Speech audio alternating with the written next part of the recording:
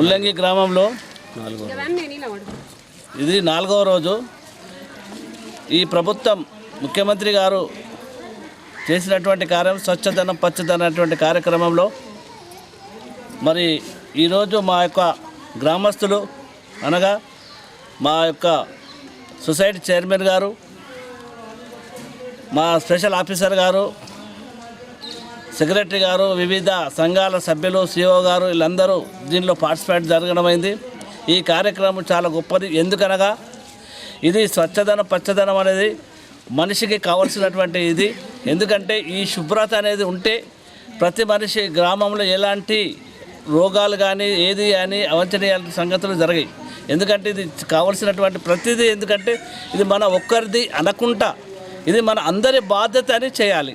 ఎందుకంటే ఎవరో చేస్తారులే, వాళ్ళే చేస్తారులే, అధికారే చేస్తారులే అనే ఉద్దేశం కలగకుండా మేము అన్న ప్రకారంగా మా యొక్క కార్యకర్తలు కూడా మాతో పాటు కొందరు సభ్యులు పార్టిసిపేట్ జరగడం జరిగింది.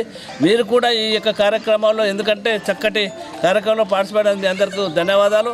ఎందుకంటే ఇదే అనకుండా ఇంకా కొంచెం ఉన్నది గ్రామంలో ప్రతి ఒక్కరు కూడా ఇది చేసి మన ఊరును పరిశుభ్రంగా ఉంచి ఏ ఆఫీసర్ వచ్చినా కూడా అవును ఈ గ్రామం పరిశుభ్రంగా ఉన్నది, ఎలాంటి రోగాలు రావు, ఎలాంటి వ్యాధులు రావు, ఎలాంటి బాధలు రావు అనేటువంటి ఉద్దేశం వారికి కలిగినటువంటి మనం చేయాలి. కాబట్టి మీరు అందరూ వచ్చిన దానికి మీ అందరికీ శుభాకాంక్షలు తెలుస్తూ రోజు పచ్చదనమే పరిశుభ్ర కార్యక్రమం రాష్ట్ర ముఖ్యమంత్రి వారి ఆదేశం మేరకు ఈరోజు మాప్ర మండలం మా ముల్లంగి గ్రామంలో ఇలా మా పార్టీ కాంగ్రెస్ పార్టీ అధ్యక్షులు రవిప్రకాష్ అన్న గారు, అదేవిధంగా మా స్పెషల్ ఆఫీసర్ మేడం గారు, అదేవిధంగా సిఓ గారు, సెక్రటరీ గారు, ఇక ముఖ్యంగా డాక్టర్ సంఘాల మహిళలకు, ముఖ్యంగా ఉపాధి హామీ మహిళలకు, అందరికీ రైతులకు పదే పాదాభివందనం చేస్తూ మీరు ఇదే విధంగా ఈ రోజుకు 4వ రోజు కొనసాగుతూ ప్రతి ఇంటి ముంగట తమ ఇంటి ముంగట స్వచ్ఛంగా వచ్చి మేమే మా ఇంటి ముందు పచ్చదనమే పరిశుభ్రత ముఖ్యమంత్రి ఆదేశాలు ఇచ్చిండ్రు.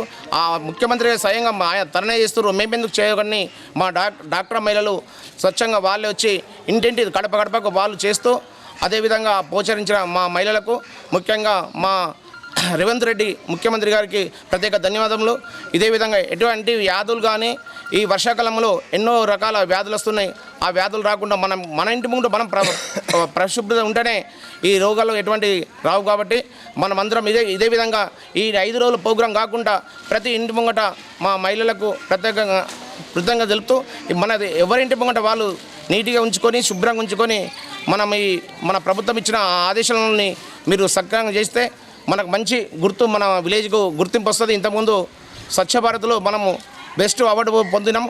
అదేవిధంగా ఇప్పుడు ఈ స్పెషల్ ఆఫీసర్ గారికి అదే అండి మా ముల్లంగా బెస్ట్గా మంచి స్వచ్ఛ భారత్లో ఈ పచ్చదనం పరిశుభ్రత మంచిగా చేసుకోవాలని అవకాశం ఇచ్చిన కోరుకుంటూ, అదేవిధంగా వచ్చిన మా డాక్టర్ సంఘ మహిళలకు, ఉపాధి మహిళలకు, మా రైతులకు పేరు నమస్కారాలు ముగిస్తూ